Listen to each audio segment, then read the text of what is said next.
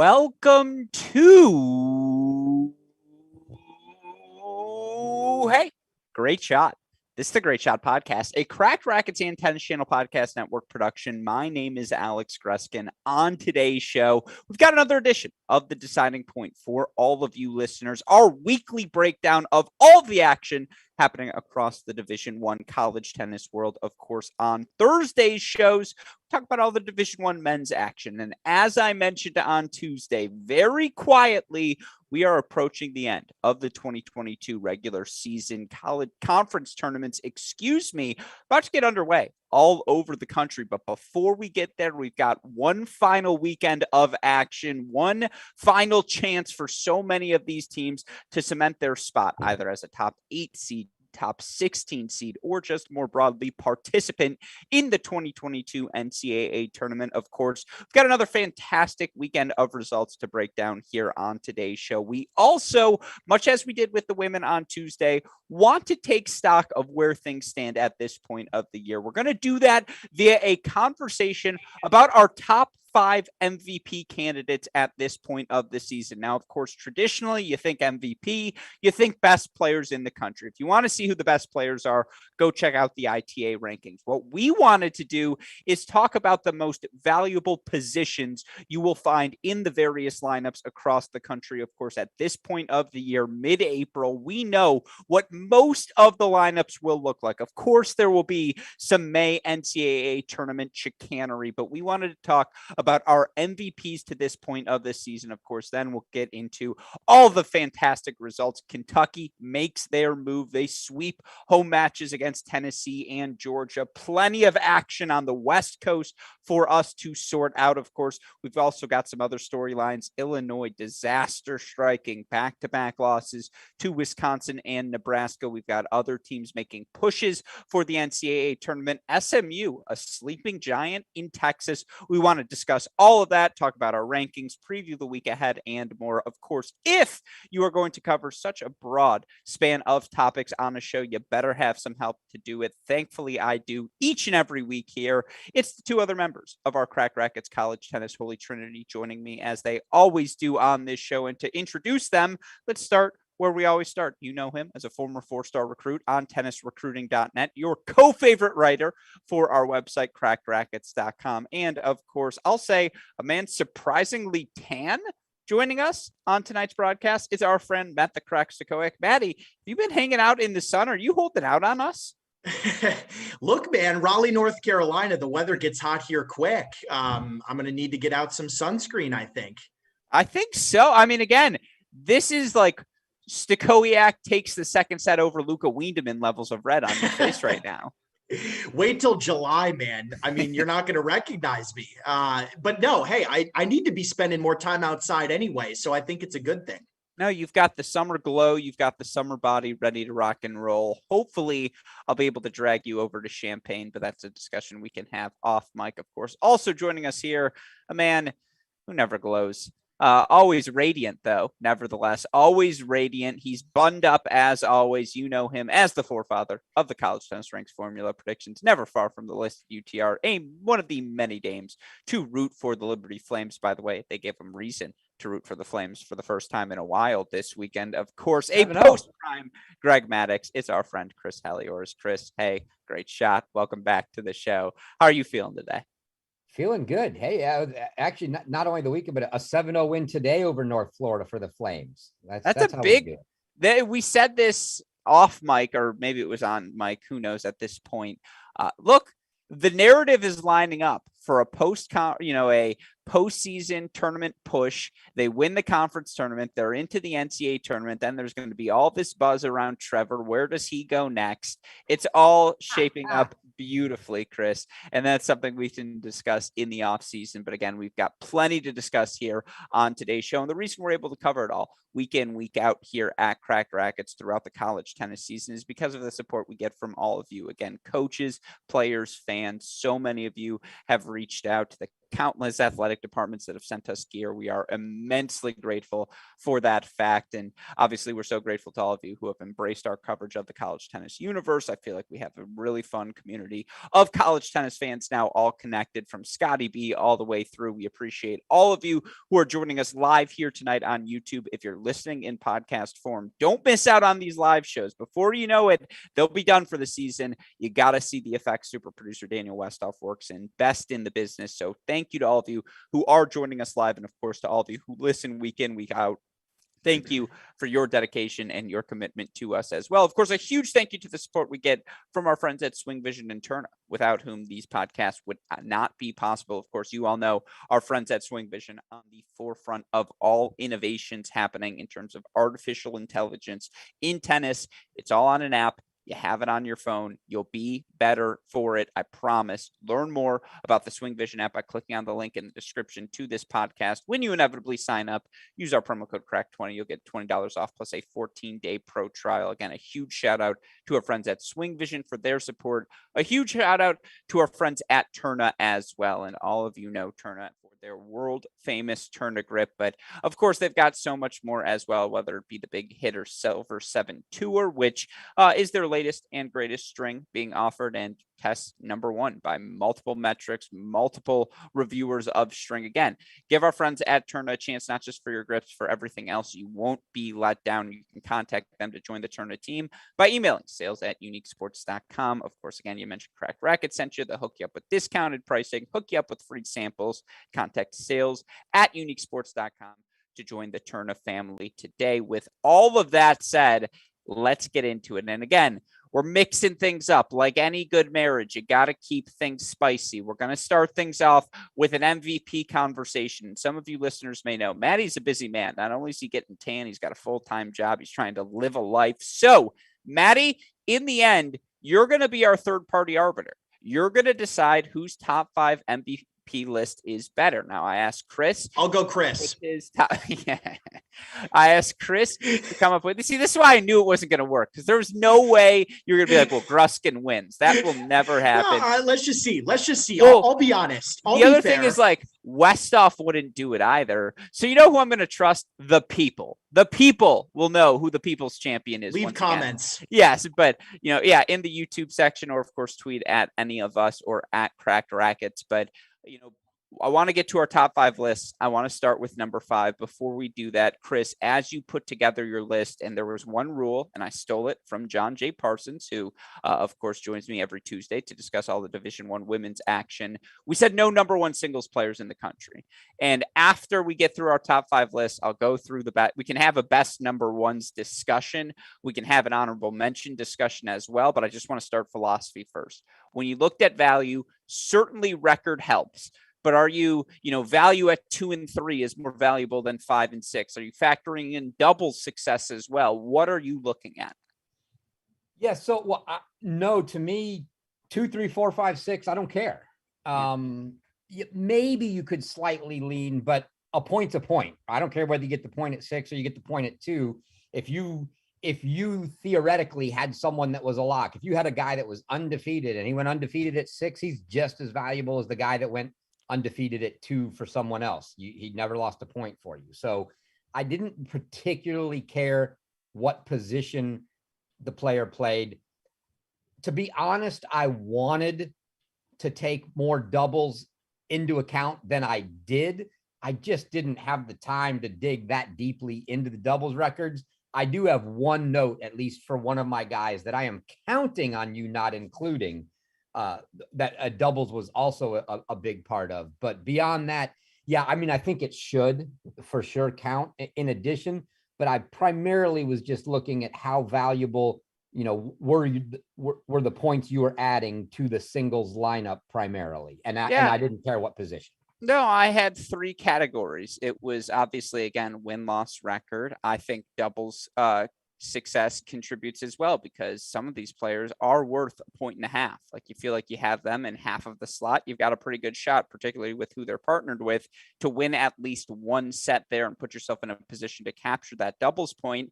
At the third time, I did have positional flexibility as a wild, as the third final factor, because there are a lot of good records and there are a lot of players who are good at both singles and doubles, but can you do it at multiple spots in the lineup? And have we seen this season, whether it be injuries to your team, whatever it may be, you have to step up a spot or two? Have you been able to do so when called upon?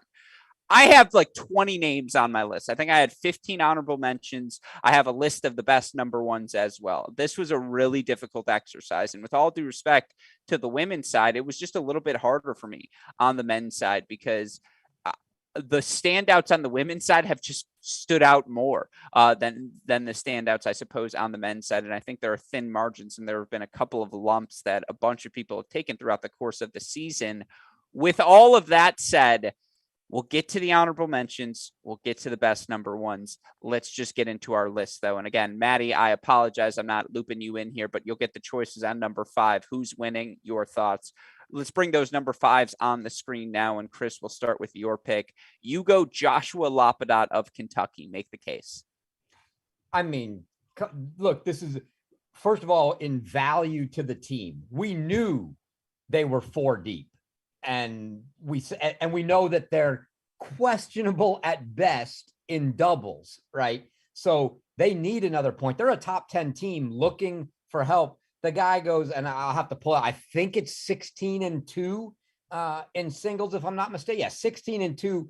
And, some of those obviously are going to be cupcakes, but 12-1 in the 5 spot, where he's primarily played the SEC season for them, meaning he's not losing other than one match. And I watched him in person, just tear Josh Gujar apart at Kentucky. I watched him destroy Julio Perego and walked away thinking, I'm still amazed by this. I walked away from that match that Lapadat won 1 and 2 going, wow, Perego is good.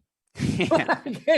I didn't even think anything about Josh. I'm just like, Perego's good. And he just got destroyed. So yeah, Lapadat's, I primarily, when I went through these lists, there were so many guys that didn't have more than 2 losses. It was hard to even consider someone that didn't, unless you wanted to consider, an injury case or something that they were coming off of. But yeah, 16-2, 12-1 at the 5 spot for a team that really needed another point in the lineup. For me, he's in the top 5. It's a very good pick. Certainly when we have, and we're going to do an award show at the end of the year, lock it in. I just sent a message to super producer Daniel Westoff to tell him to not let me forget. We're also going to do a mailbag show, so get those questions ready. We'll do certainly the mailbag before the NCAA tournament. We may save the award show for after the year. If it's a most improved category, Lapadat has to be number 1. Now, for me, for Kentucky, when I'm looking at the most valuable spot in their lineup, it's the number 3. And whether it's Diallo or Hurrien, and I believe Diallo's are combined, they may have lost 1 match at the number 3 spot. I'll look it up momentarily. But that's, to me, why Lapadat misses off on the top 5 of my list, is because I think I can make a case. And yeah, you look for them overall. They're 18-2 at the number 3 spot. 1 loss for Diallo, 1 loss actually for Musatelli. That number 3 spot for me to Kentucky, and knowing you have Draxel at 1, and honestly, whomever is at 2, it's just like they feel they can take 2 of the top 3 against any team in the country. And that's where the foundation of their success is. Now, Lapadat puts them over the top, but to me, Maddie, number 3 is more valuable. That's why I left him off. See, I don't know, Gruskin, because we knew that the top 3 of Kentucky were going to be good. We didn't question that coming into the season. What we questioned was the depth. I don't think any of us saw what Josh has done this year. I certainly didn't expect it. I think you guys can both admit that you didn't expect it either. So I like the pick there. I think with what he's done in the SEC, and look, Kentucky, like Chris said, they're a top 10 team. They've been very, very good all year long. I don't know if they have that same type of success without Josh doing what he's done. So I think that's a fairly good choice. Fair. Again, that's Chris's number 5, and certainly he was a guy I considered in putting on my list. I have Michigan doubles as the number 5 spot on my list, and you look for this Michigan team, 16-2 overall on the year. They're 17-1 in doubles points. The 1 doubles point they lose to Harvard, they lose that match 4-3. Now they win a doubles point against Wake Forest, but lose that match 4-3. They win the doubles point against TCU. They win that match. Win doubles points against Ohio State and Baylor. They earn 4-0 victories in that match. Michigan's ability to go up 1-0 in these matches is so essential. Because do I know for certain there are locks in the Michigan lineup? No. Now, all of the records across the board. Michigan's a ridiculous 72-15 in singles. They've won 83% of their matches in singles. That positional flexibility is why the doubles point is so important. Because, yeah, I think Michigan at some point is going to drop a doubles point. They'll have to find 4. It may be as soon as this weekend in Columbus. But when they find one, I am damn certain they are going to find 3 singles victories, whether it is Styler, who's playing as well as any player in the country, or, 2 out of the 3 of Bickerstaff, Young, and Beatty at 4, 5, and 6. This team has depth. They may not have the the locks at 1, 2, 3, 4, 5, and 6, but they have depth and they can win everywhere. And that strength is pronounced by the success they have in doubles. And yeah, they've skated by. A couple of 7-6s flip. Soto converts on one of his 4 match points. Maybe they're not on this list. But they have won all of those tiebreakers. And they are up 1-0 in all but one match on the season. If Michigan makes a run in the NCAA tournament, it's because they're up 1-0 on everyone, and then the rest of their depth wins out. There's silence, which means I made a good case, Maddie. Well, look, here's my thing. For this exercise, you didn't pick a player. I mean, so I picked a point though. It's a single point. That's why I didn't pick an individual team. It's a collective point because I can't pick any one Michigan player. I can say that doubles point, that energy going up 1-0 has worked for them all year. Right. I mean, that's the foundation of the success. Let's move on. You lose this position. You're wrong. No, Gruskin, look, I don't disagree. You know how big I am on doubles, right? I'm the one that comes on here every week and says, you have got to find a way to win doubles points. If you're going to be an elite team in the country, you have to win doubles points, or else you're not just going to find 4 singles over and over and over again. You're right, Gruskin. All the points you made are correct. I mean, I think Michigan, when they go into singles up a point, they know, hey, we are a deeper team this year. We've got some experience. We can find 3 no matter what against anybody. So I understand why you put him on there, but it's kind of hard to compare. We're talking about Josh, and then we're talking about 6 Michigan doubles players or whatever it is. Let me ask you this. Would you rather have the Michigan doubles point or the availability of Josh Lapadata in your lineup? Because that's what this comes down to. I mean, probably the Michigan doubles point. Then I win the category. I don't care what you say, Chris. Let's move on to number 4. No, sorry. I didn't mean to jump all over you there, Maddie. No, I mean, look, doubles is so critical. Josh has been fantastic, but I can find somebody to kind of come up with some of that production lower in the lineup. I do think if you win, what are they? They've won how many? 17? All but one. 17 all but 1. one. All but one. I mean, that to me is huge. But I do have to say, Gruskin, I don't like how you put Michigan doubles on there. It's a point. It's the most valuable point. The doubles point is a point. That's what I'm saying. Michigan's ability to go up 1-0, they're just in everything. So on Westhoff's graphic here where it says the race for MVP, that is the race for most valuable point. Excluding all number 1 singles players. That's what Gruskin made it. I assumed it was the most valuable player, Maddie. So. Look, Chris, if I didn't cheat, this wouldn't be a great shot podcast. I got to give you props. It's actually pretty sneaky good because as I started to text my picks to Westhoff, I had groups, but they were groups of players, and I was going to put them in there just because that was going to make you mad.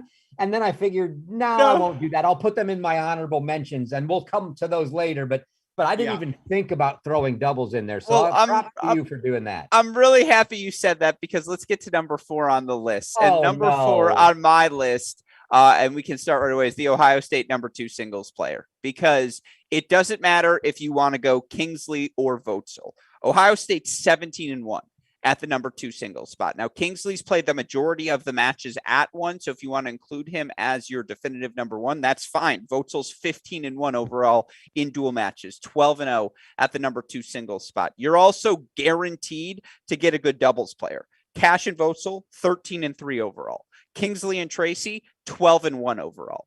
Give me the Ohio State number 2 player, because that player's putting up 1.5 in just about every match that they play. And I couldn't decide between Kingsley and Voetzel. So yes, I cheated. But again, if the exercise, and I think we can say at this point, is most valuable point, it's who's ever at 2 on any given day for Ohio State. Gruskin, pick one of the 2 right now, or else I'm giving Chris the point automatically. Who are we saying is the number 2 for Ohio State? I'll take either. Whomever you want to assign. Who's played more? Voetzel. Voetzel's played more too. So then I'll put Voetzel there. Yeah.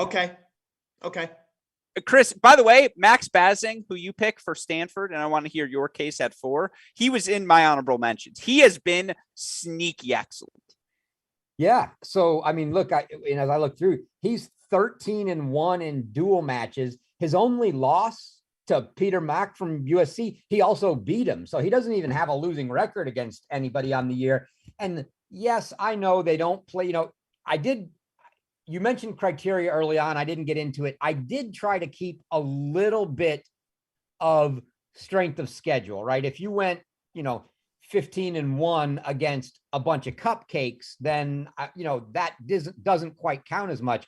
But that's not the case here. I mean, he's played a good schedule.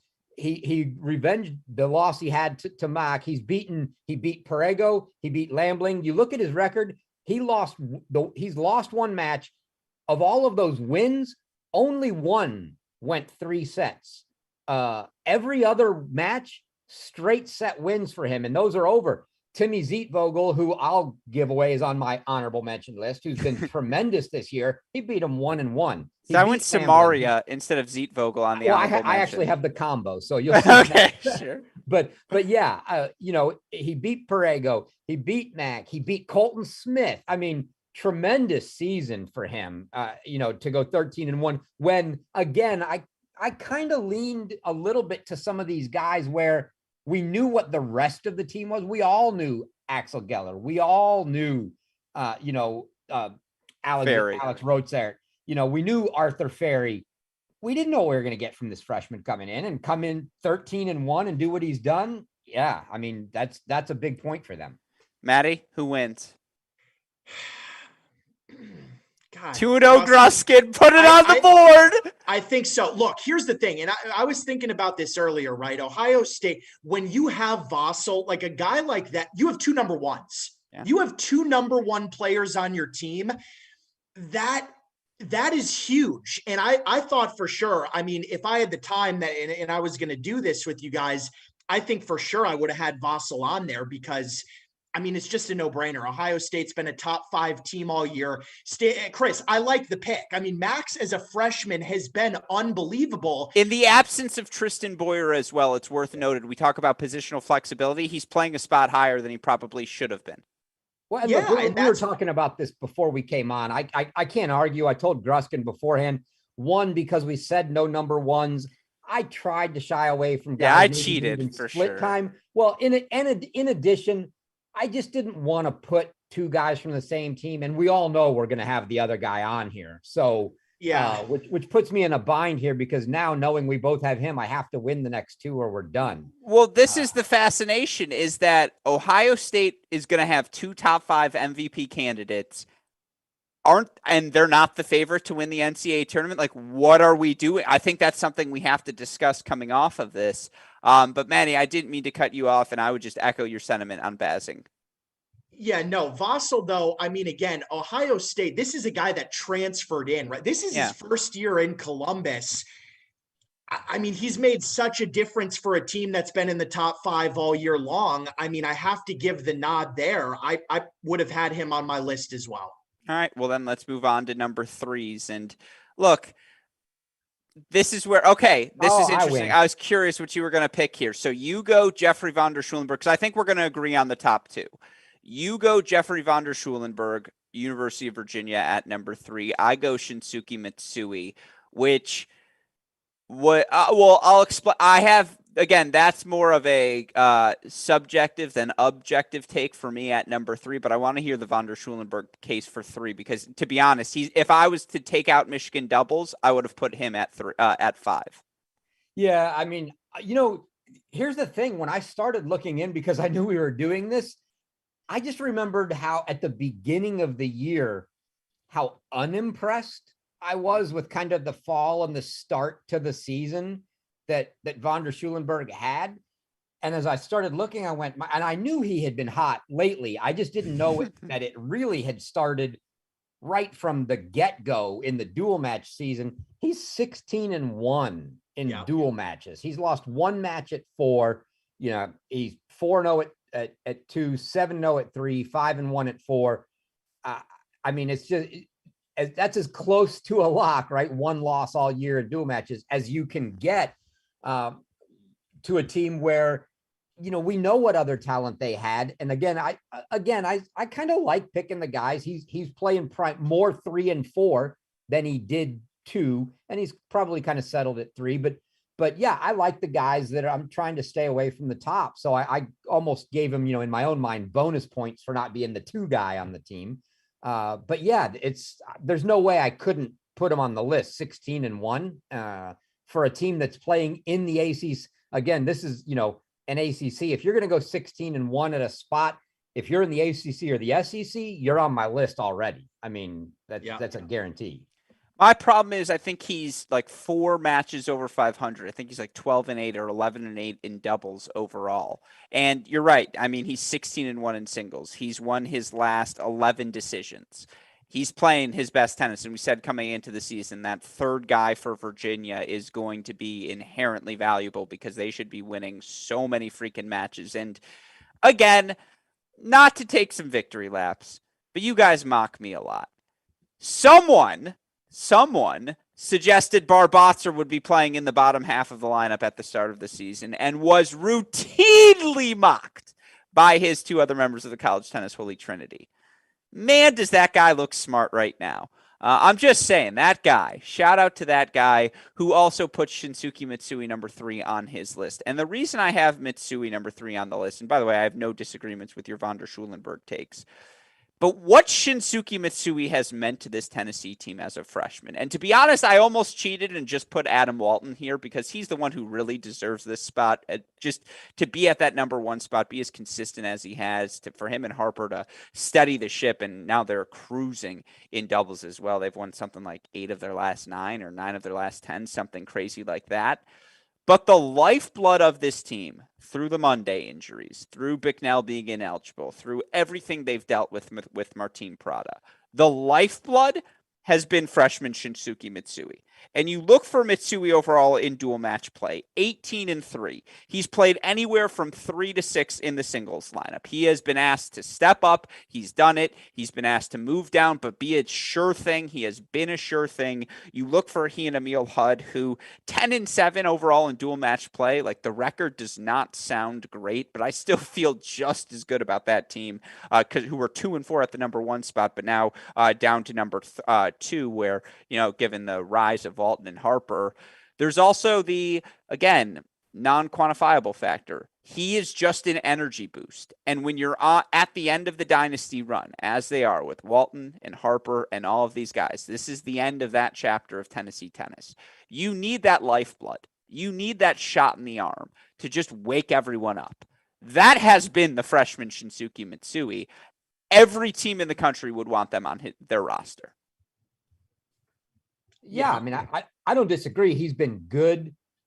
I just don't think you meant he's got 3 losses. Look, he lost to an out of form Trent Bride.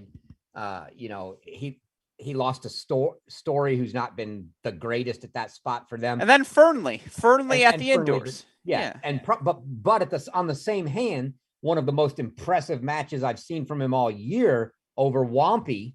You know, 4-0, which was tremendous. But yeah, I mean, there's no doubt he's a freshman. He's going to be great. I mean, the kid, he's so fun to watch. He gets to everything. He's so fast. He has so much energy. I don't have anything bad to say about him. I just didn't have him, I just didn't put him in the top 5. Maddie, ruling goes to you. Yeah, so you guys know how big of a fan of Dr. Vaughn I am. I mean, I have to give the nod to Chris on this one. Mitsui, look, Gruskin, again, like Chris said, I don't have any problem with him at all. He's been awesome as a freshman, just like Max. Chris put Max on there from Stanford, as his number 4 player. I gave you the nod last time. I'm giving Chris the nod here. I mean, Dr. Vaughn's been sensational, and that's, he's been playing the type of tennis that we know he can play. And look, Virginia started the season very, very poorly, and now they are back up where we thought they would be preseason. And he has a lot to do with that, man. I mean, without Dr. Vaughn, they're out of there. So I'm going to give this one to Chris. Fair. I like keeps him alive. And again, Doc Vaughn, very good pick. I'm on the comeback trail, Gruskin. I'm going to catch you. Yeah, he's sixth on my list. All right, let's go to number 2. We do not have the same number 2. There's no way. Wow. All right. So you go. I mean, look, did I look at the Utah lineup? I did. Did I see Geronimo Espin's numbers? I did. This is where strength of schedule comes into play. With all due respect, I love the pick, Chris. I go JJ Tracy at my number 2 spot. I don't even think we need to make the case for Tracy. What Michigan player do you have at number 1? We'll get there. Don't worry. Tracy, just quickly for the numbers, 29-4 overall for Tracy, 14-0 in dual match play. Won every match, 13-1 overall with Kingsley, but they're 12-1 in dual match play. And again, he's lost once. Singles or doubles. He's lost once. You can play him at 3. I'd still feel good about him with him against anyone. Watching him at the National Indoors, look at Pedro Vives and say, I am beating you. Start the clock. You have 37 minutes. Give it your best effort, but then it's 1-1. And to see him do that, and just again, he was my vote for most outstanding player at the National Indoors. He was better at his flight than anyone else was in the building. He's number 2 on my list. I win, but go ahead, Chris. Again, Espin belongs in the conversation. First of all, you don't win, and I'm changing the rules right now. We're going to put up number 1 because obviously I have JJ Tracy at number 1, and the 2 JJ Tracys canceled themselves out, and we're going to battle your 1 versus my 2. Oh, there's no chance. Riffice has lost 4 matches in dual match play. All right, go ahead. Make your case. So make your case for Espin. He's lost 4 matches. Geronimo Espin for Utah. Okay, this is not a Utah team that's playing cupcakes. They're in the Pac-12. Maddie, and I know you won't know this because hell, till I started doing the research, I didn't know this. Espin playing primarily number 3 for Utah is 16-1 in singles. And now I'll throw in, just because Gruskin wanted to make doubles so important, he's 18-1 playing doubles primarily at the 1 doubles spot, 13-1 at 1 doubles with Capalvo. So he's 16-1 in singles, 18-1 in doubles for a Utah team that, has cracked the top 25 rankings a lot this year for, I'm sure, probably the first time in a while, put them on the radar. A super important point for that team. 34-2 overall. Come on. All right. Do you want me to make the argument for Riffice? Yep. He is the single. When he plays like this, he is the most valuable player in the country. No ifs, ands, or buts about it. You look for Sam Riffice now, 16-4 overall. All 4 of those losses came at the number 1 singles spot. He's 12-0 at number 2 singles. He's won his last 12 matches. Not a coincidence. Florida has not lost since the National Indoors when he's picked up his level. You look for Riffice. He's also at the number 1 double spot where he and Ben Shelton, 12-6 overall. But they're 8-2 in their last 10. They've won their last 4 decisions. They are very much starting to look like the top 20 doubles team that they're reflected as in the rankings. When Riffice plays like this, all due respect, you're going to put up 1-0 on the board. And to have that at the number 2 single spot, to be able to say, it doesn't matter if we're going up against the Kingsleys of the world. It doesn't matter if we're going up against the Sotos of the world. We have the defending NCAA singles champion playing his best tennis at the number 2 single spot. Put the point on the board. He's starting to play much better with Shelton in doubles as well. When Riffice plays like he has these last 12 matches, I want him more than anyone else. What's his record in doubles? I don't even know. So look for them 12-6 overall, 8-2 in their last 4, in their last 10. So he's 12. Yeah, but we're looking at the totality of it, Gruskin. I agree. Up the past 10 matches. No, I'm saying he's number 1 because he has been so good down the home stretch that exceptionalness is what takes Florida from, oh yeah, they've got a ton of talent. What's it going to be to, oh, Riffice is playing his best. They're the undisputed favorite. The fact that you put Riffice ahead of Tracy that's and Chris put Tracy ahead of Espin, I'm giving Chris the point here. You can't put Riffice ahead of Tracy. Why didn't you flip those, Gruskin? Why didn't you go Tracy 1 and Riffice 2? Because, again, as good as Tracy has been all season long, give me this version of Riffice, because at the higher position, it just matters a little bit more. It's the better version. This version of Riffice is the better version of Tracy. Because he can win more than never losing like Tracy did? I agree. Tracy's exceptional. I'm saying this version of Riffice is what makes Florida different. It's that they have this top three of Shelton, Riffice, Vale. The only cog in that wheel playing their absolute best right now at all times is Sam Riffice. And right now, that wheel is humming. Florida has not lost a match since February. They ripped through another undefeated conference play. Riffice is the guy I want. He's the reason Florida's your unequivocal favorite right now entering the postseason. That's why he's number one. And the numbers. He's also very, very good at tennis. He hasn't lost a match outside of the number one singles spot. Look, no one here's arguing that Sam is bad. We all know he's really, really good. It's a guy that played Dimitrov in the U.S. He sucks. I mean, he's horrible. Sell. Yeah, we're just arguing against you. That's all, Gruskin. Yeah, right. That's all. And by the way, that's all I ever ask for. But no. All right. With that said, again, that's where things stand on our MVP race. Let's do this very, very quickly. I want to go to honorable mention and just, again, look at some of the names we left off, because, boy, are there a bunch of them. You see Von der Schulenberg's on my list. Max Bassing is on my list. I want to give a shout out to Francisco Roca, Middle Tennessee. He has been excellent at that number two spot. He's been really good at number one doubles as well. I've got guys like, Andrew Dale of Duke, Corrado Samaria of Pepperdine, Kentucky number three. Wampi Mizuchi certainly deserves to be in that category. Wake Forest might have gone from severely underrated to maybe we overrated them a little bit to now we have forgotten to talk about them every week. And I think they're back in the severely underrated category, and it's the depth for them. And it's Jakob Schneider that does the case. The other thing is, if Johannes Monday was healthy, he would be top five. It's not even a conversation. He just hasn't been healthy long enough this season to qualify for the MVP list right now. When we go back to the award show at the end of the year, I have no doubt he will work his way back into the top five. I see Diallo on your list. I see Schneider on your list as well. Samaria's on your list too. Michigan 3+, I'll count as my doubles point. Who are the people I'm missing, Chris? Anything else you'd add? Yeah, well, yeah. So I'm going to go through the ones above that. Yeah, the Michigan 3+ to me it's just ridiculous because, after Fenty and Styler, when you just look at Bickerstaff, Maloney, Beattie, Gavin Young, they've all got like one or two losses. I can't even pick one out. I'll take them all. But yeah, it's the two above that. So the one and probably the most impressive to me for the year, and it's not any individual spot, but I always love the teams that bring in multiple new guys and do something. NC State, just in the they've really got four, but primarily I went after three singles guys in Silvestri, Stahaley, and Von Sambeek. That those three guys playing in the singles lineup as they're not. I called them news because technically Stahaley's a sophomore. I think in eligibility, it's his first year, but he's technically a sophomore. Those three guys playing in the ACC and have that team where they have them with three as far as I'm concerned, freshmen. Granted, one sophomore academically has been incredible. Those guys have been great.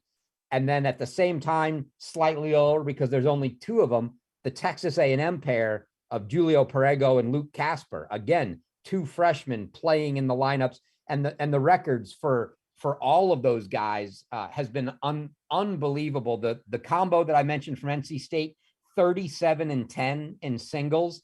Those two guys for A&M, 28-7 in singles, and that's dual match records for them. So 37-10 for three first-year guys, 28-7 for Casper and Perego.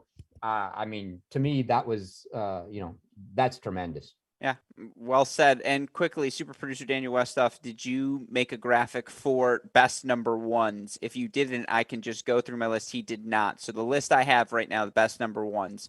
Steph Dostanek has won, I think, like 14 in a row. He has been everything I hyped him up to be in the preseason for USC. Boitan, everything we thought he'd be for Baylor, obviously, as well. Daniel Rodriguez has been exceptional. Other than this past weekend, Shelton's been exceptional. The other half of Otzel Kingsley, very, very good. I mentioned Rodriguez. Holmgren's been great. Sheedek's been obviously exceptional for Washington. The one who, Walton, just the consistency he shows. The guy who sneakily has earned entry into that group with his play this season is Micah Braswell. Micah Braswell has made the leap for Texas in what has otherwise been. Oh, I almost dropped an F-bomb. You're welcome, Westoff. In what has otherwise been a mess of a season, not a cluster swear word for this Texas team, he has been the one consistent presence at the top of their lineup, and they were obviously missing him this past weekend, but Braswell has made the jump into the elite of the elite, so those are the other players we would mention. But with that said, that's where the MVP conversation stands through the first, 3/4 of the season. We'll revisit everything in our postseason award show. With that in mind, let's get to the results we saw over the course of the past week. And, again, still plenty of things for us to discuss right after we cross off Kentucky, right after I allow you guys to bait me into it. Wildcats respond, and they make a statement in Lexington. They earn 4-3 victory over Tennessee. They earn a 5-2 win over Georgia. Now, most notably, they dropped the doubles point against Tennessee. They had a massive lead, a break of serve lead at the number 3 doubles spot over a returning Johannes Monday and Mark Wallner, previously undefeated team. But Monday and Wallner flipped the script there. And then Walton and Harper do their thing. They earn a breaker to win it at the number 1 spot. What's most impressive in this matchup, and I want to start with you, Chris, because I know we talked about this a little bit on our SEC-centric show. Not only does Kentucky win with their strength, which is taking 2 out of the top 3, and they get wins from Diallo, 0-1 over Monday, which we'll excuse from a scoreline perspective because, again, Monday's first match back in about a month. Hurrien, 6-3 over Emil Hudd. That's a match he has to win. He gets it. Even on a day when Draxel doesn't win at the number 1 spot, though, it's Lapidat at 5, and then perhaps most impressively, J.J. Mercer, a 3-2 win with all eyes on him in that 4 indoor court scenario in Lexington at court number 6. 3-2 win over Connor Gannon, 4-3 win for Kentucky. Now, of course, they back it up against Georgia with a 5-2 victory. Lapidat gets another victory. Hurrien does the job again. Their number 3 singles player continuing to thrive, this time adding to the mix. It is Francois Musatelli who gets a win at 4. It is Draxel who earns the 3-set victory instead of the 3-set loss. But perhaps most impressively, Diallo's back in the mix in doubles. And he and Lapidat don't lose to Hudd and Mitsui. They get a win over Bryden Henning. They win a doubles point against Georgia. Guess what? That's why you got to play all 4 months of the regular season, Chris. Kentucky might be peaking. Well, yeah, they're definitely getting to the right spot now. I mean, Diallo back healthy enough to also be playing doubles. That sort of mixed all the doubles lineup around, gives them some hope in doubles, more so I think than they had. But to your point, for them to be able to beat Tennessee without taking the doubles point and without Draxel winning, I tell you, the guy honestly that came on over the weekend to me that is very promising for that team is Milen Hurrien. I mean, he was not great. Hold on. You spend 1 weekend in Lexington and you think you can call him Lenny now? Well, that's what they call him. You trust me, the first time I heard it, I'm like, who the hell is Lenny? And then I realized, he hadn't been great and honestly looked kind of like the potential weak spot for them. Obviously, we know 6 is always, especially outdoors, is going to be that weak spot. So now you've got to be really strong everywhere else. And it was a little weak. He played tremendous. That's a good sign for them that he's come on. They're getting doubles to come on. Look, Draxel, I could care less at this point in the season what Draxel's doing. He's going to play 3-set matches and he's going to stay out there forever. So even if he's not going to win, if your match is going to come down to a 4-3 match, he'll be out there for 2.5, 3 hours and it'll come down to him. So, him losing to Tennessee, big deal. They still got the win. I mean, which is great without doubles in him.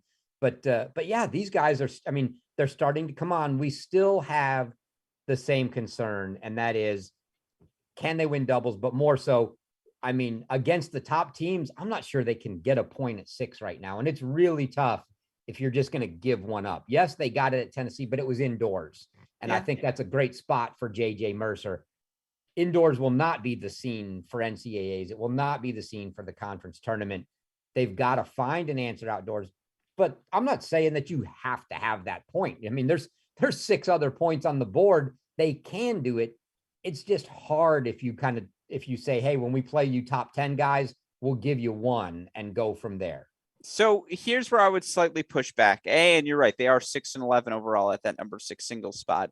Mercer does go 3 sets with Georgia at 6. And again, Georgia's 6. That's a spot where they're weak. They're certainly a guy short as well.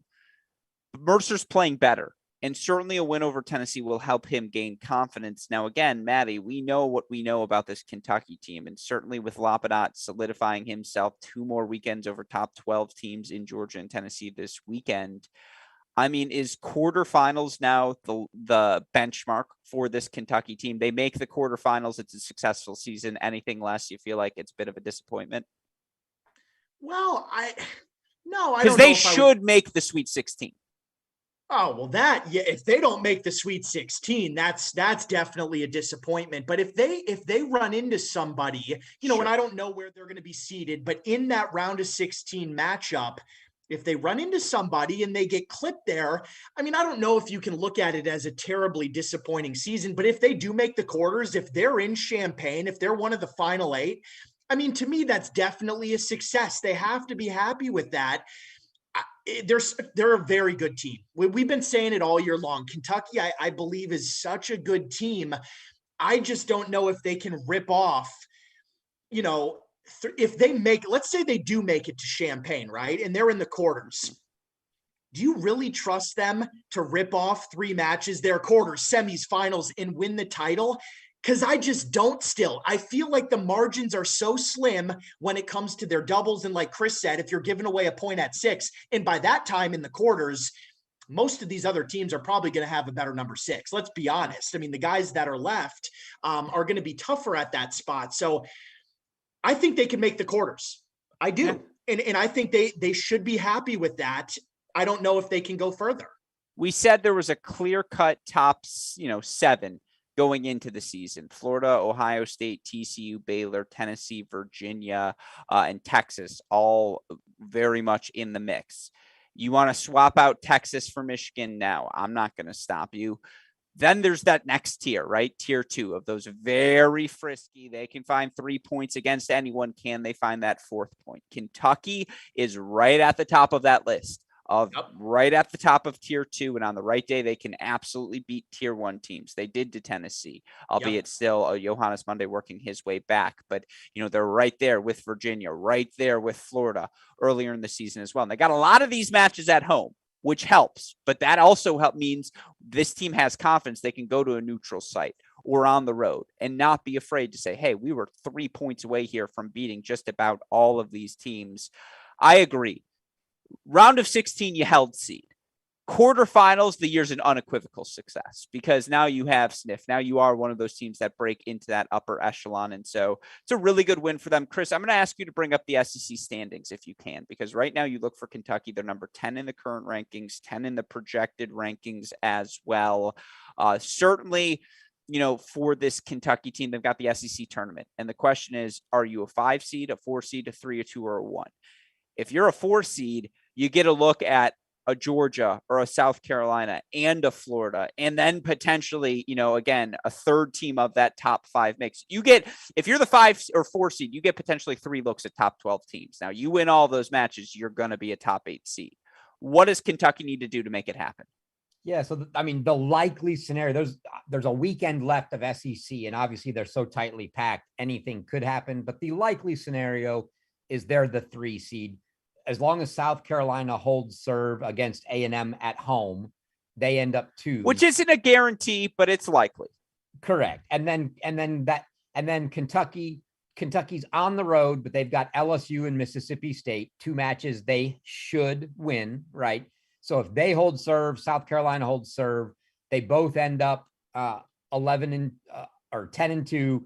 South Carolina holds the tiebreak advantage, so they would get the 2 spot. Kentucky would be 3. So Kentucky, the 3 seed, and then you say, well, who does that mean they get? Who's the likely 6 seed? The likely 6 seed is A&M. Right now it's Tennessee, but Tennessee figures to win both their matches. They've got Bama and Auburn. A&M has a brutal weekend at South Carolina, at Florida, which you kind of figure is a fun way to end your conference play. Yeah, that looks like an 0-2. That's a weekend. If you split, you're really happy. That's a tough one. So that's probably likely to be the 6th seed for them. And yeah, I mean, Kentucky's on the verge of that top 8, and they need something. I don't think when it comes down to it that getting a win over Texas A&M in their first match in the SEC tournament would be enough. Then they would get the 4 seed, the 2 seed, which would be South Carolina. I think they need to win that match and make the final. So okay. I think for them, it's a make the finals of SEC and you get to host. If you don't, you're probably going on the road. More like, does Michigan, what's a stronger finish? If Kentucky does that and Michigan does not beat Ohio State over the next 2 matches, we'll say, on the road in Big Ten final, Kentucky boxes them out for that 3rd top 8 seed, right? I don't think so.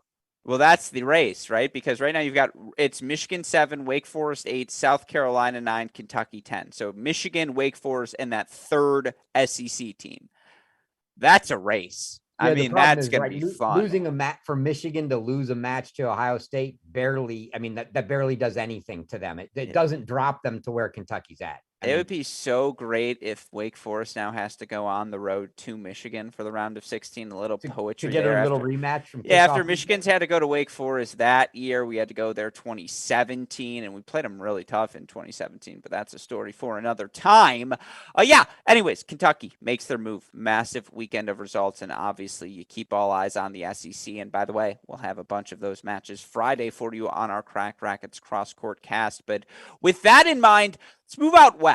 There were a plethora of results for us to discuss, and we may not lock in on any, but I kind of want to superficially run through all of them. I do think at this point we can call USC the best team on the West Coast. Now, I'm not including Arizona in that conversation. The best team, California parallel, on the California parallel, if that makes sense. And you look for USC, they probably knock San Diego out of top 16 contention. The Trojans a 4-0 victory over the Toros. They also earn a 4-2 win over UCLA. We mentioned it earlier. Dostanic has just been so good for the Trojans at the number 1 spot.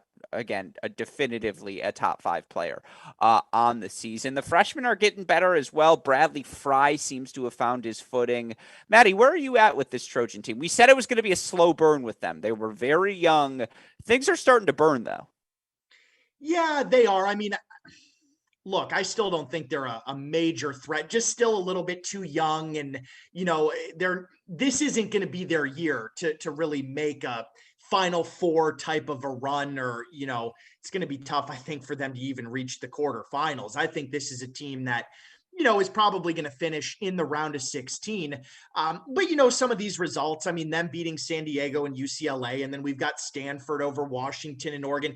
I mean, that's the cream of the Pac-12, right? Rising to the top. That's kind of what we expected at the beginning of the season. So, if we look at this graphic here, none of these results are super surprising to me. I mean, I think that's what we would expect. Now, for the Trojans, they are scary. I mean, you can't take them lightly. If you are a top team, be aware. I mean, you've got Steph at the top, and you've got Bradley Fry, who's very experienced and has been around for years.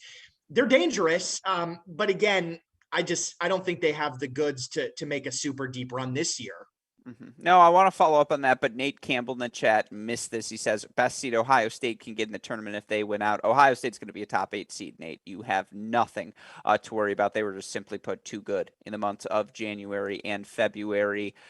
Here's the thing. I like all of the ingredients. They've got the big hitter in Fry. They've got the scrapper, the young freshman in Ryan Colby. They've got the pretty face up top in Steph. It's the size of the freshmen, Mock and Merrick. These are big boys. Like, these guys, yes, they're freshmen, but physically they're ready. And so that's why now mentally, that's the question, is how prepared can this team be? But they have been about as good as you could have asked them to be throughout the course of the regular season since the national indoors. And I do think, I mean, again, you compare it to Stanford, who beats Washington beats Washington and Oregon this weekend, and a Utah team that, again, sure, beats the Trojans, right? Like that's what this Arizona team has going. Or I think they beat the Trojans, if my memory is serving me correctly. I'll make sure to go double check that, but I believe they did. Maddie, you can check me there. I mean, outside of that, like with all due respect to Pepperdine, with all due respect to San Diego, to Stanford, I think USC is the team I'm picking as the worthiest of the top 16 group, Chris. Now, that said, Arizona's in a different conversation. Maddie, you're shaking your head. My memory is serving me correctly, right? No. I was agreeing with you on USC being the top California / vertical Oregon, Washington. I think you're right there, Gruskin. But again, I don't know. Arizona, I mean, I would favor Arizona, I think. Well, Arizona did, in fact, beat USC 4-3 in Los Angeles. Good job, Alex. Your Right. brain still works. Chris, your thoughts again? Stanford, the wins over Washington, Oregon. Arizona gets a good win over your squad, Utah. I mean, if we include Arizona, I think Arizona, I guess I'll say this. I think Arizona and USC are better than Stanford. I'm a little out. I mean, I'm not out on the Stanford team. I guess it's just like, it's been a meh season for them. Where are you with all the West Coast nonsense? Yeah, look, admit it. We're all out on Stanford. I mean, yeah. Well, you guys were way more in than I was. But they just, they haven't done it. The Boyer leaving thing. There's not a lot of momentum there. And what you want more than anything headed into conference and NCAA tournament is a bunch of momentum. And that's actually so perfectly put. I apologize for cutting you off. Stanford, not once this season have they had the big mo. Like not once. Yeah, I mean, we know they have talent. There's just no momentum there, so it's hard to get behind them. I mean, I think you're right. And if you're gonna, say you have to pick between USC and Arizona, well, then obviously you're gonna have to go with the team that won at the other team's place in Arizona. And Arizona has all kinds of momentum right now. USC is not short of it, but those are clearly the class out there. Good win for USC 4-0 over San Diego. San Diego, I think, to me, is a very dangerous team. Again, I don't think they're not gonna beat a top 8 type seed, but you catch them if they end up being a spot out or 2 or 3 spots out of that final hosting spot or something like that, and you catch them as the 16 seed, not really the team you want to see coming in, especially with Holmgren at the top. If you're a team who's, heavily stacked towards the top as well, because anything can happen then. But yeah, clearly I'd say Arizona, then USC, then Stanford would be my order in those top 3 out there. At least the team that's made the move though, right here recently is UCLA. A couple good wins, got them back in the tournament. I mean, we had been joking, are they going to make the tournament? They're right there on the bubble now. They're in the conversation. If they do anything at all down the stretch here, I think they've got Utah. They win that match, they're back in, and they've got conference tourney. It's, at least it's been a good feel-good story for them. Again, they're not going to jump up and knock a top 16 team out in all likelihood. But yeah, you got the top 3 right. No, yeah, and Cal's right on that border as well, as they earn a good win over Washington, but get knocked out by Oregon. Look, I mean, I think ultimately you look at the rankings right now, USC 13, Arizona 14, Stanford 16. I think 2 of those 3 teams, or there will be 2 West Coast hosts out there. But like if there's only one, and one of Stanford or Pepperdine or San Diego is going to those Texas schools just geographically, like they're shipped off to Baylor and the TCUs of the world, man, those are going to be some fun round of 32 matches. And so, yeah. And again, you look for the Pac-12 right now, Stanford's projected to be UCLA, projected to be 46. They're just out. Washington's at 50. Cal's at 51. Oregon's at 52. They're also 11-11 overall. I mean, Arizona State's under 500, so they're not going to get in, but they're sitting at 60 in the rankings. Even then, that's a valuable match to play. it's going to be a fun race out west. And again, still some fun matches to come across the board there. So we'll keep our eye on all the action happening on the West Coast. With that said, let's move on now. Again, there's plenty for us to discuss, plenty of fun storylines across the board. I want to move on now, though, to some of the other headlines, the best of the rest.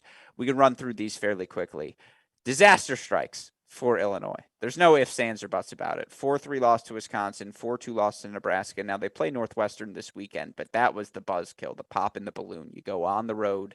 Again, you had to win those matches to be in NCAA contention. Now you're fighting with the 500 rule. Now you need something miraculous to happen at the NCAA tournament.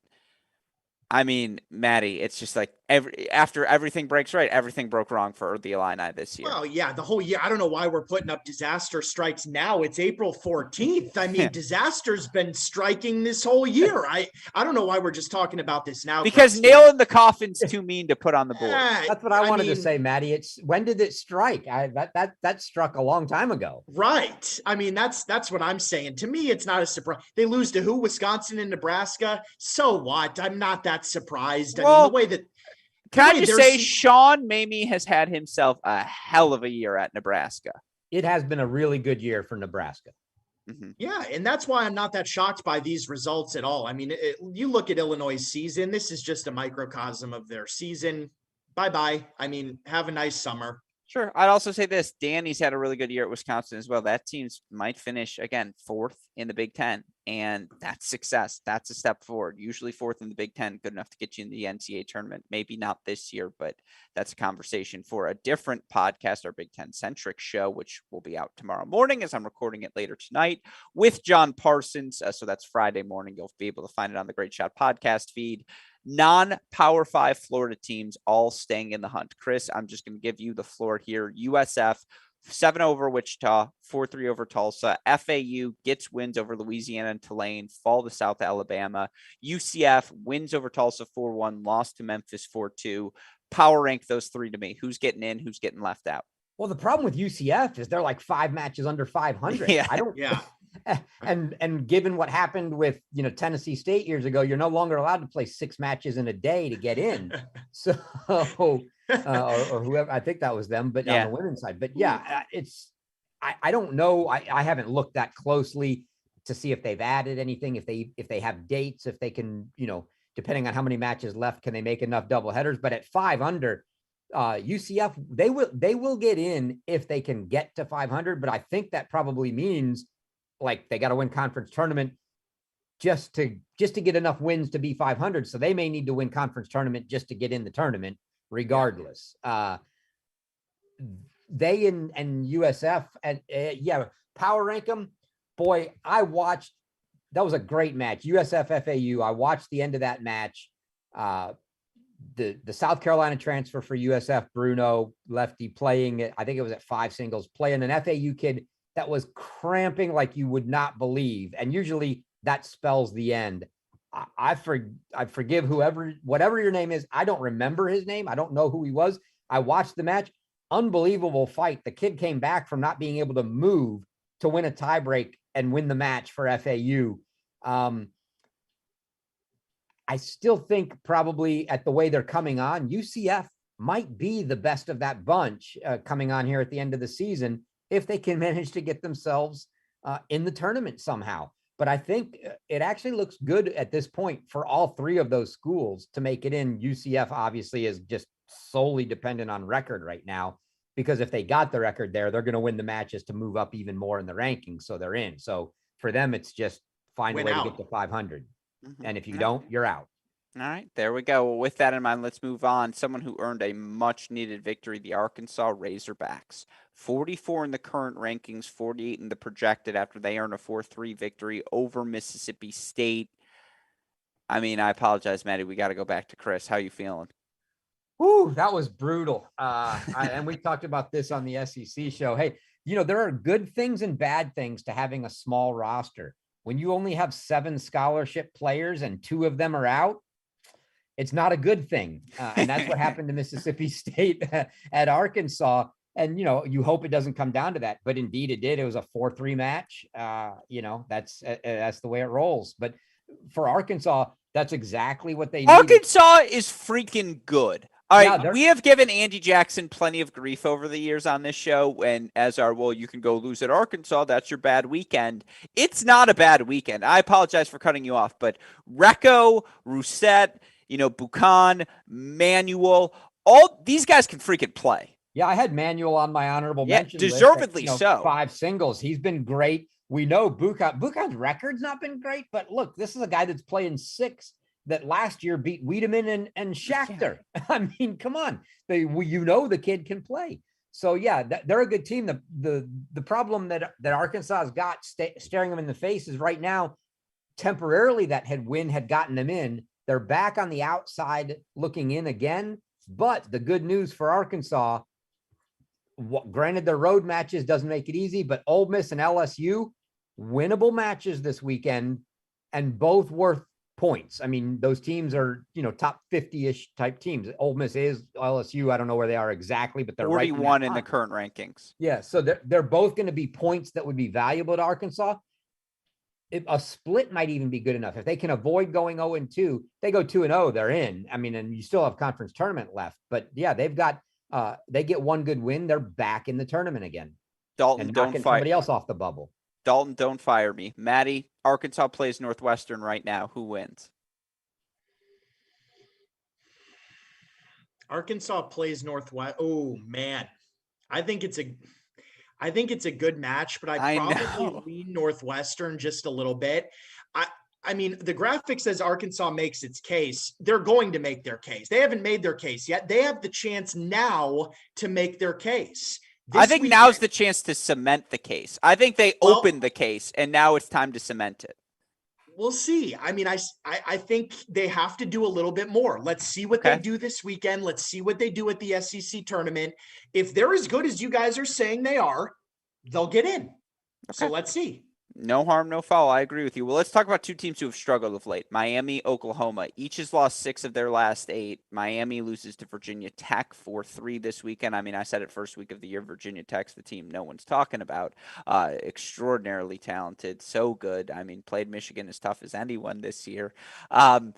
Oklahoma knocked off by Texas Tech 4-3. Fall to Baylor as well, 6-1. I mean, these are 2 teams who had really good Februaries and starts of March and have fallen off a bit, Maddie. Yeah, disappointing for both schools. I mean, Miami, we were talking Miami, in my opinion, more than Oklahoma, because, you lose to Baylor, Texas, TCU, whatever. No, but, right. Miami's the one where I thought they were going to make a top 20, 16-ish push. They didn't.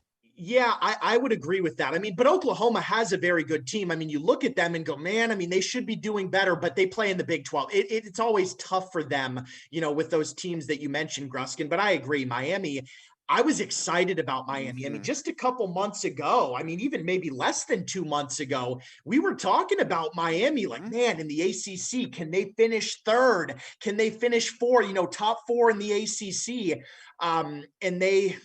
Yeah, the answer is no.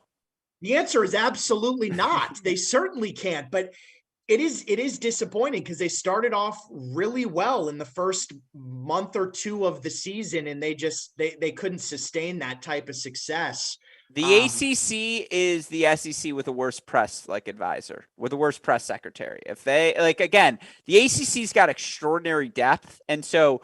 Again, if I ask you Miami versus Northwestern right now, who you got? You'd ask me indoors or outdoors. That would probably make all of the difference. At the same time, I agree, Northwestern. Yeah, they've just struggled. Chris? Yeah, sorry, Maddie. Yeah, I'd in that matchup, I think I'd probably lean Northwestern, but man, I haven't seen a lot of them. I know more paper results for them than Arkansas. And if you're telling me it's not at Arkansas super more dangerous at home than anywhere else, neutral site, tough. If they play it at Arkansas, I'll take Arkansas.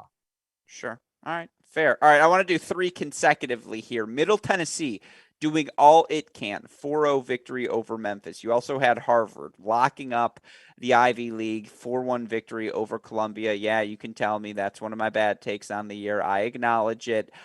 SMU. 5th consecutive win. They've now knocked off UCF, Temple, Wichita, Memphis, and Tulane all consecutively. I'll start with you, Maddie. Which of those appeals most to you? Well, really all of them. I mean, for Yeah. me, the Middle Tennessee, in my rankings, guys, I do have Middle Tennessee as a host. I have them in there at that number 16 spot. So like you said, the graphic says that they do all they can. They've been winning their matches, and I think they're a very good team. So I have them at 16 right now. Harvard over Columbia, I called that last week, guys. Everybody that watches the show knows that. Columbia is not – this is not Columbia that we know from previous years. So this is no surprise to me.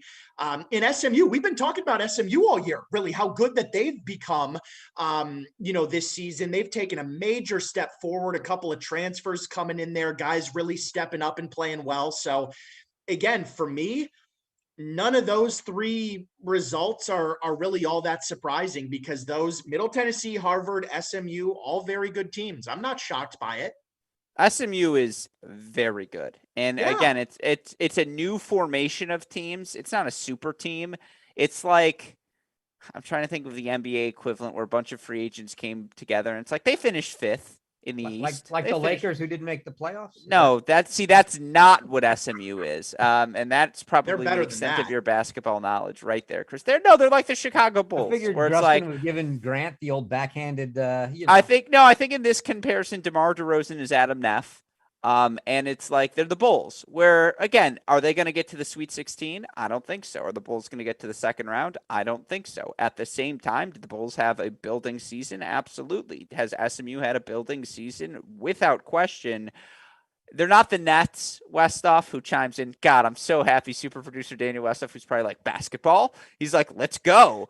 They're not the Nets because they don't have to bring in Durant and Irving would be like bringing in Adrian Boitan, and I'm not going to make a comparison for Kyrie Irving. I'm not doing that. Well, and Ben Simmons is there too, and he's been injured. But if Ben Simmons plays, I mean, that's another guy. The Nets are too dangerous. SMU's not dangerous as the Nets. You're also so wrong, Chris. There are so many people who would qualify as Kyrie Irvings right now in college tennis. Like, you could not be more incorrect. You just don't want to call them that. Oh, not a chance in hell. They'll save that for Patreon. All right. Yeah. With that said, the last one, and it's just too big of a result to not have mentioned. Maddie, TCU knocks off Texas 4-1. TCU, again, they were never gone, but it's just like a reminder, because there's only 6 Big 12 matches. Just remember, this TCU team is a definitive national, tier 1. Yeah.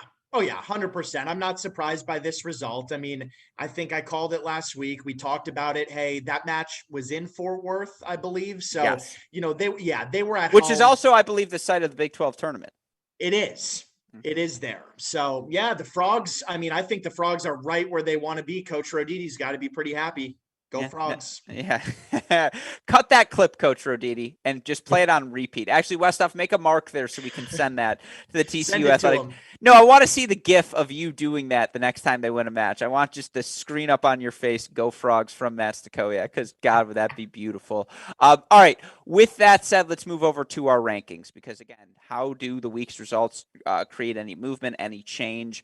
Very little shift at the top. Florida still holding on to that top spot. We have Michigan at number 2, Ohio State at number 3. Then we go TCU Baylor 4-5, and certainly Baylor fans will say, wait, we beat TCU. TCU fans will say, wait, we beat Baylor. So maybe you should be tied for 4th. Maybe it was a tie and Westoff split it. Not sure if that was the case. Nevertheless, both of your teams are top 5. Both of you should be hosts come the NCAA tournament. After that, ACC duo, Virginia, Wake Forest. Virginia beat them in the regular season. Likely to see that again in the conference tournament. Right now in our 8th spot is South Carolina. They are the top of the 3 big SEC schools, although we should point out Tennessee's fallen out of our top 8. Now, they won't for the rankings, but we have South Carolina as that second SEC team, only 2 SEC top 8 seeds in our rankings right now. After that, it's a plethora of SEC schools. Kentucky 9, Tennessee 10, Georgia 11. We then go Texas 12. The hottest team on the West Coast, Arizona 13, USC 14, Stanford 15. And as you mentioned, I think all of us agree right now, Middle Tennessee, just they've done everything we've asked of them. You got to reward them, give them that number 16 spot.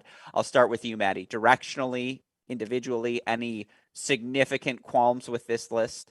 No, that's got to be – I can't even remember what I submitted, but that's got to be pretty darn close to it. Yeah, that feels like exactly – I don't know what I had. That feels about it. I think I may have put Arizona ahead of Texas though at 12 and 13. I think I might have had that flipped. You and I both have Arizona at 12, Maddie. So for them to come out 13, and Jay's on the West Coast, he's got to have them up there. Gruskin's got to be the one pooping on Arizona. I mean, I will say this: no one knows my ballot this week, Chris, better than you. And so I suppose you will be the one who can tell me exactly. Good. Chris is laughing hard because I'm not going to explain that joke to everyone, but he gets it. Yeah, these are good rankings though. Yeah, I'm sorry. I'm overwhelmed. I'm glad because I don't think you got that joke in the first 5 seconds, Chris, but I saw the bomb go off in your head and then you did get it. Yeah. Okay, good. I'm happy. Yeah, this feels good. I honestly don't know if I'd have Stanford in my top 16 just because, like, what's the definitive win for them, like, since January? What have they done that has wowed you? I don't have anything on my list right now. I'm still malleable, I'll say, overall in terms of all these. The problem there, right, is it starting, after those 15 is where we get interesting, and you had schools like Middle Tennessee, like San Diego, like Pepperdine, like North Carolina, like Harvard, like Duke, like Louisville, and they're all kind of in that. And as much as we haven't seen any momentum from Stanford, to say if they played Stanford heads up, who are you picking? We're probably all going to pick Stanford. That's kind of how I viewed it. I mean, that's kind of how I viewed it too. Really, I don't love it. Well, let me tell you this, Chris. If you have a top 5 MVP on the line, you better be picking Stanford and Max Bazzing. You better hope so. He's winning that baby for me, man. Yeah, exactly. But so, Coach Borndame, if you're out there listening to this, or someone can play it for you, we think you've earned top 16. I'm rocking the Middle Tennessee hat here on today's broadcast. That said, again, that race still very much wide open. And with that in mind, let's turn towards the week ahead, as we've got a lot of fun action ahead of us. The big one, all eyes turn to Columbus, Michigan at Ohio State. It's the sequel. Wolverines knock out Ohio State 4-0 in Ann Arbor earlier this season. That matchup coming up tomorrow night. So Friday night, depending on when you're all listening to this. Now, unfortunately, it's an SEC broadcast night for us, so we won't have that on our Big Ten Cross-Court Cast. I would be lying if I said I won't have the iPad open to watch that one unfold. Maddie, give me your prediction. Let's just go straight prediction here. Who you got? I'm going to take the Buckeyes. 4-3, 4-2, 4-1. Give me a score, too. I'm going to take Ohio State 4-3. Chris? I mean, it's in Columbus. There's no way I'm not picking Ohio State. And they're probably playing clinch, which makes the score almost impossible to guess. But I'll say 4-2 Buckeyes. So I'm going to throw out the Virginia match from last year's National Indoors, from last year's kickoff weekend, because that was a COVID year. Practices weren't the same. That doesn't count. The last time a team went into Columbus and earned a victory, it was spearheaded by an AG. Now, I am not Alex Scalia, but I am Alex Gruskin, and I'm going to spearhead these Michigan Wolverines to an upset victory. God damn it. We're going to go do it. We're going to go in front of 800 plus roaring Buckeyes and get the job done and solidify our status as a top 8 seed. That match is going to be so good. I'll take Wolverines 4-3. Come on.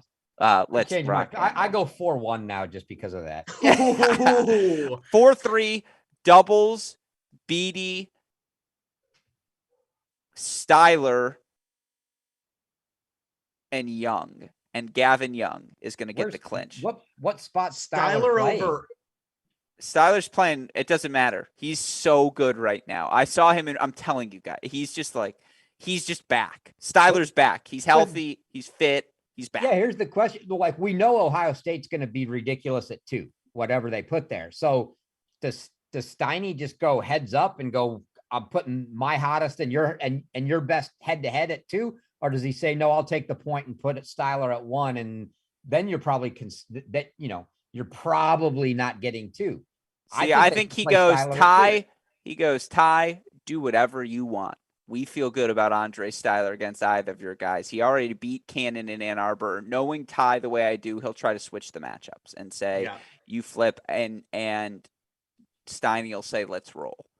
because again, that's how good I'm feeling about Andre Styler right now. But boy, is that match going to have fun. North Carolina foursome. Duke, North Carolina traveling to Wake and NC State respectfully. Give me the 4 records, Maddie. Give me the records for each team after the weekend in these 2 matchups. Okay, so I'm going to be at the Duke NC State match tomorrow, by the way. So Coach Spencer's got a spot saved for you, my friend. He does. Man, that's tough because I might be wearing some other gear. I'm going to say Duke goes 1-1. Wake. So for Wake, is it just one? Who does? Oh, both Wake, okay. UNC and Duke. I'm going to say Wake goes 2-0. Duke goes 1-1. UNC goes 1-1, and NC State goes 0-2. Boo him in Raleigh tomorrow. Throw popcorn at him. Spikes on the seat. He needs to be sitting on thumbtacks. Do we still do that to people? I think these are all gonna be good matches. But NC State already beat UNC earlier in the season. Remember, in Chapel Hill. Dirty secret. I completely agree with your records. I just want some controversy. That's just kind of how I see it falling. Now, it could be different, but I'm expecting some great matches. I mean, I think the Duke-NC State match is really, really going to be exciting. Even Carolina and NC State. Now, I'm hoping that Duke and UNC can push Wake. I mean, I want to see those matches really go the distance. They're in Winston-Salem, though. Wake is so good at home. Duke hasn't had a lot of success there recently. I think it's going to be tough for the Blue Devils to go in there and get a win. I hope they can do it. And the same thing for the Heels. Now, the Heels in previous years would have had a much better chance, but this year, I don't know. I mean, I'm hoping for them to make it tight, but I think Wake will go 2-0 at home. I rescind my records. I'm going to go Wake 2-0, UNC 1-1, NC State 1-1, and Duke 0-2. What say you, Chris? Yeah, I mean, the only one I feel super good about is I think Wake comes out 2-0. I don't think NC State loses both matches at home. It's really tough. They could. It's really tough to pick them to beat North Carolina again, given that they've already done it once. But man, just because I'm going to be different than both of you, I'm going the home team sweeps the weekend. Let's go. I like that a lot. Wake Forest 2-0 and UNC Duke go winless. It's a good pick. If NC State goes 2-0, that'll be huge for the Wolfpack if they beat Carolina and Duke. Massive for the conference tournament. It doesn't quite get them yet to top 16. I ran that scenario. It gets them up to, I think, right around 18.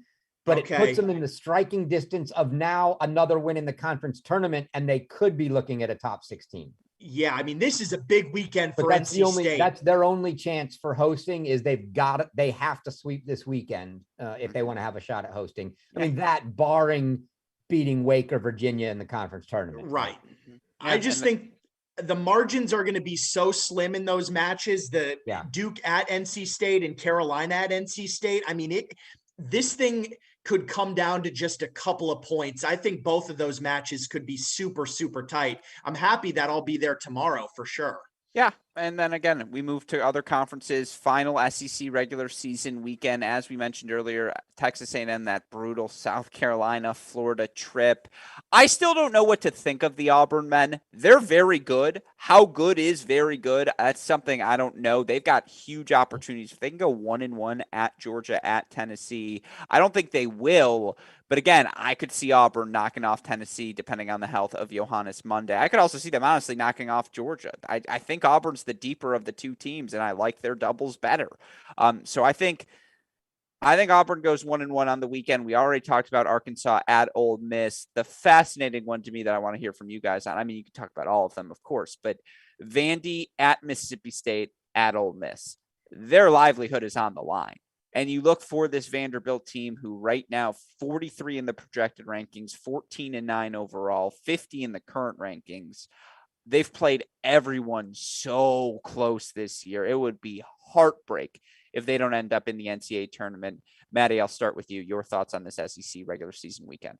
Well, Vandy needs them, right? I mean, these are road matches for them. They're Extra freaking points. good. Klopper, Ferreira, Harwell, all these guys, they're just good. Then it is tough to go to Mississippi, though, when you're playing Ole Miss and MSU back to back. I mean, that is not easy for any team to go to Mississippi and win those matches.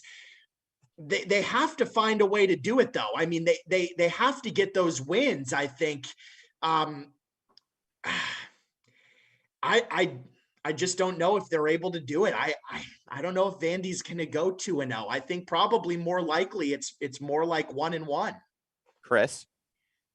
Well, the thing is, in all likelihood, 1-1's probably enough. If it's over Mississippi State, I just plug that in. A win at Mississippi State and a loss at Ole Miss puts them at 40, and that's inside the number.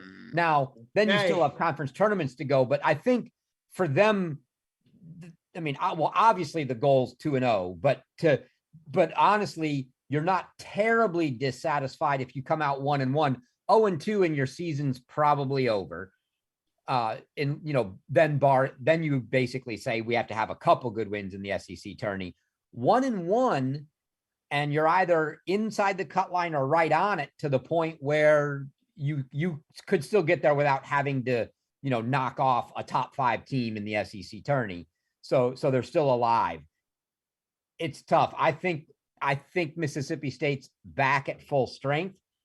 Doesn't mean they're going to win the match. They're tough at home, as is Ole Miss. Yeah.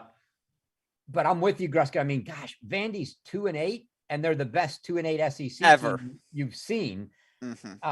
Playing another 2-8 and 3-7 SEC team. No, to me, Vandy has had a better season than Ole Miss. I don't care what the records say. Vandy's had a better season. Yeah, I'm going to say that I think they find a way to go into Ole Miss and win. I know it's a tough place to play, but I'm just not going to pick against my Bulldogs. So I'll take State at home, and then I'll say Vandy goes to Ole Miss and wins and gets themselves right there on that bubble. I like it. Some other ones to monitor: Northwestern at Illinois on Saturday. Less important perhaps than it was a weekend ago. Still one to watch. USF, UCF, the Florida Showdown. Arizona State at Washington, at Oregon. Both Washington and Oregon need that victory. If Arizona State goes 1-1, that's very bad for one of those two teams' NCAA cases. UCLA, as you mentioned, taking on Utah. You've got Stanford at Cal, Tulsa at Middle Tennessee, Harvard, chance to cement a top 16 case. They've got Princeton and Northwestern this week. It's going to be another fun week of Division I men's college tennis action across the country. And of course, this weekend, we've got some coverage for all of you. It's our final SEC Cross Court cast. That makes me sad to say. What am I going to do with my Friday? Sleep? Go out at night? Oh no, Westhoff, we're going to have to find a new plan. But you look overall, you've got 10 matches on the day. Starts with the Kentucky Ole Miss women at noon, ends with a wave of 6 p.m. matches, including a very fun Arkansas versus Texas A&M women's match. Certainly Alabama, Georgia should get frisky. We've got the aforementioned South Carolina, Texas A&M matchup coming up at 5 p.m. Eastern time as well. So plenty of fun action for us scattered throughout the day. Of course, on Sunday, we've got the Big Ten action. And no, we don't get the Ohio State-Michigan thriller, but plenty of NCAA implications. I think the Wisconsin women are going to upset Ohio State on Sunday. I think you look at the men's matches, certainly for Wisconsin, they need every win they can get. I think you look for Nebraska, probably out of it now, but who knows? Maybe they ride a wave of momentum to some conference tournament final or something crazy. They've got a shot to solidify a 3, maybe a 4 seed, no worse than a 4 seed in conference play, as they lost to Northwestern last weekend. But a 4 seed would be a major step forward for head coach Sean Mamie. So again, fun weekend of action for you all here on our Cracked Racquets Cross Court cast as we wind down this 2022 college tennis regular season. And again, we will be back each and every week through the remainder of the year to talk about where things stand, talk about all of the biggest results, get you ready for the season's home stretch. Of course, a huge shout out as always to our friends at SwingVision and Turna for their support. You can learn more about SwingVision by clicking on the link in the description to this pod. You can also learn more about our friends at Turna by emailing sales@uniquesports.com. A shout out as always to super producer Daniel Westhoff on the ones and twos. Heck of an editing job to do, and makes all of our content here at Cracked Racquets possible. With that in mind, Maddie, then Chris, any final thoughts? No, man, let's enjoy this last weekend of the regular season. And then, we're going to have some really good conference tournaments coming up soon. So looking forward to it. As they say in Formula One, box, box, box. But now we're in the push phase. So with that in mind, Chris, push. Yeah, two. So one, I think that was a slight typo on the last graphic. Harvard has Princeton and Penn this weekend, not Northwestern. No, Northwestern Wednesday, rescheduled. Oh, this Wednesday. Okay, so they've got Princeton and Penn on the weekend. Yeah, sorry, that was the rescheduled match for Wednesday. I Gotcha. apologize. Good call. So the interesting part with Harvard is because there's no Ivy League conference tournament, they will be sort of the leader in the clubhouse, if you will, for a hosting spot. When they wrap up, I mean, they're not going to lose. I think they have 2 matches after that with like Yale and, Brown or someone. I don't matches they won't lose, but also won't add any points.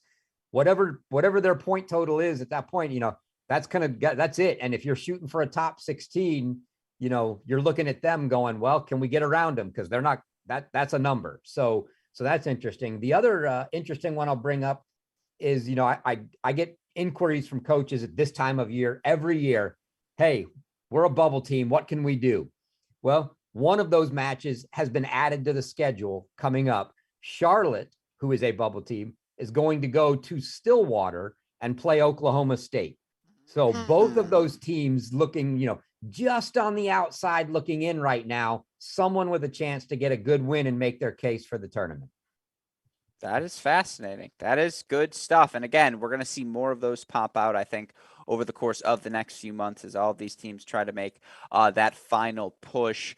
With that said, again, another week of college tennis in the books. Of course, we will be back next week, 7 p.m. here, Thursday Eastern time, to recap all of the men's action. We are every Tuesday, 9 p.m. Eastern time, where we talk about all of the men. Of course, if you want to hear more about our broadcast, the teams participating in them, Chris and I broke down all the SEC action. You can find that on the Great Shot podcast feed. Of course, John Parsons will be joining me on Friday to do the same for the Big Ten. With all that said, for my fantastic co-host Matt the Crack Stachowiak and Chris Halioris, our super producer Daniel Westoff, our friends at SwingVision and Turner, from all of us here at both Cracked Racquets and the Tennis Channel Podcast Network, I'm your host, Alex Gruskin. Gentlemen, what do we tell our listeners? Hey, great shot. And we will see you all next week. Thanks, everyone.